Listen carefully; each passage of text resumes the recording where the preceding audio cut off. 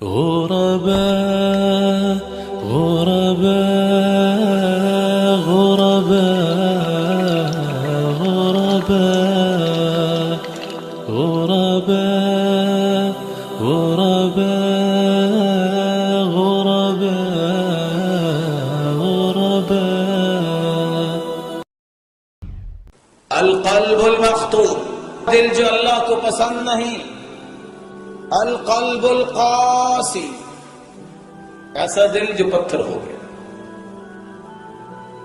ایک وقت تھا عبد الرحمن بن عوف جو عالمی منڈی میں صف اول کے تاجر ہیں، ان کے سامنے کھانا رکھا گیا، وہ رونے لگ گئے. سعد کی بیٹی ان کے سامنے آئی، چھوٹی بیٹی، رو کس لیے رہے ہیں کہ دیکھو میں دنیا میں نعمتیں کھا رہا ہوں، ہوا خیر منی، سعد مجھ سے اچھا تھا، وہ اللہ کی جنتوں میں پہلے پہنچ گیا. اور کیسا دل تھا، 30 سال کی عمر میں مسلمان ہوئے اور 36 سال کی عمر میں اللہ کے پاس چلے گئے. اس روئے زمین پہ اسلام کی حالت میں 6 سال گزارے، لیکن دل اتنا خوبصورت بنایا. اہتز عرش الرحمن لموت سعد بن معاذ، جب سعد رضی اللہ تعالی عنہ فوت ہوئے تو اللہ کا عرش خوشی سے جھوم اٹھا. رسول اللہ صلی اللہ علیہ وسلم پر قرآن نازل ہوتا ہے. فَبِمَا نَقْضِهِمْ مِيثَاقَهُمْ لَعَنَّاهُمْ وَجَعَلْنَا قُلُوبَهُمْ قَاسِيَةً يُحَرِّفُونَ الْكَلِمَ عَن مَّوَاضِعِهِ وَنَسُوا حَظًّا مِّمَّا ذُكِّرُوا بِهِ. جب انہوں نے اللہ سے کیے ہوئے وعدوں کو توڑ دیا تو ہم نے ان کے دلوں پہ لعنت کر دی اور ان کو پتھر دل بنا. جس شخص کا دل پتھر ہو جائے اللہ کو پسند نہیں. اور اس کے پتھر دل ہونے کے 3 سبب بیان کیے. ایک، نقضہم میثاقہم، اللہ سے عہد و پیمان کیے توڑ دیے. یحرفون الکلم عن مواضعہ، اللہ تعالیٰ کی باتوں کا مطلب اپنی مرضی سے نکال لیا. وَنَسُوا حَظًّا مِّمَّا ذُكِّرُوا بِهِ، جو نصیحت انہیں کی گئی اس نصیحت کو بلا دیا. ایک وہ وقت تھا جب صحابہ کرام کی محبت بھی ہمارے سامنے آتی ہے. ایک شخص کو تکلیف ہوتی، دوسرا اس کی تکلیف میں پریشان رہتا، اور ایک اس کو پانی کی ضرورت ہوتی، 70 کے پاس سے ہو کے آ جاتا اور سب اللہ کے پاس چلے جاتے اور کہتے یہ نظر آتی اس کو پلاؤ، اس کو زیادہ ضرورت ہوگی. آج چرستوں میں مسلمانوں کی، کافروں کی نہیں، مسلمانوں کی لاشیں تڑپتی ہے، لیکن ظالم دل ایسے لوگ بھی ہیں جن کی آنکھوں سے کبھی آنسو نہیں ٹپکا.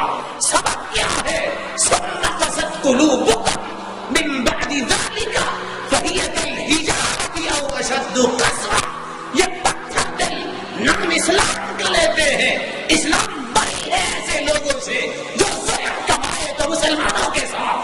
اسلام تو اتنا خوبصورت دین ہے، جب کافروں کے ساتھ بھی جنگ کرنے کا حکم دیتا ہے تو یہ کہتا آتا ہے لا تقتلوا الصبی، بچوں کو قتل نہ کرنا، ولا امرأة، عورتوں کو قتل نہ کرنا، ولا شیبان، بوڑھوں کو قتل نہ کرنا، اور جو اسلحہ رکھ دے اس کو بھی قتل نہ کرنا. اسلام تو یہ حکم دیتا ہے یحرفون الکلم عن مواضعہ، دین کی بگڑی ہوئی تعبیر، اکھڑے مزاج کے نوجوان، یہ جاہل ٹولہ، یہ گمراہی پھیلانے والے لوگ جو اللہ کے ساتھ عہد و پیمان کرنے کے باوجود دعوت دیتے ہیں، دین کی غلط تعبیر کرتے ہیں. اور مسلمانوں کے لاشیں تڑپ رہی ہوتی ہیں اور کبھی ان کی آنکھوں سے آنسو کیا، وہ تو مسکرا رہے ہوتے ہیں. اللہ برباد کرے ایسے ظالموں کو جنہوں نے مسلمانوں کی جان اور مال کو حلال سمجھا ہے. اور حدیث سن لیجئے، سرتاج رسل بیت اللہ کا طواف کر رہے تھے اور فرمایا ما اطیبک ما اطیب ریحک، بیت اللہ تیری شان بہت ہے، کیا ہی تیری فضائیں اور خوشبوئیں ہیں، لیکن میں محمد یہ کہنا چاہتا ہوں لحرمت المؤمن اعظم عند اللہ حرمتا منک، اے بیت اللہ تجھ سے زیادہ ایک مومن کی حرمت اور عزت ہے۔ ان اللہ حرم منک واحدا، بیت اللہ تیری ایک حرمت اللہ نے بیان کی ہے، وحرم من المؤمن ثلاثا، اور مومنوں کی 3 حرمتیں بیان کی ہیں، حرم دمہ ومالہ وعرضہ، مومن کی عزت، مال، جان، یہ حرام ہے کہ کوئی اس کو ضائع کر دے۔ مومن کی 3 حرمتیں بیان کی، اور دوسری روایت کے الفاظ ہے وَأَلَّا يُظَنَّ بِهِ ظَنُّ السُّوءِ، مسلمان کے بارے میں حرمت بیان ہوئی ہے کہ مسلمان کے بارے میں بدگمانی کا شکار نہ ہوا جائے۔ اور معاشرے کے اندر سب سے بڑا وائلنس 2 چیزوں سے، بدگمانی اور بد زبانی۔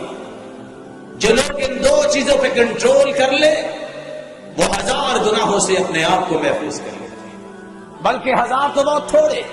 اقسم ابن صیفی بیان کرتے ہیں جو زبان کی حفاظت کر لے 4000 گناہوں سے اللہ اسے محفوظ فرما دے۔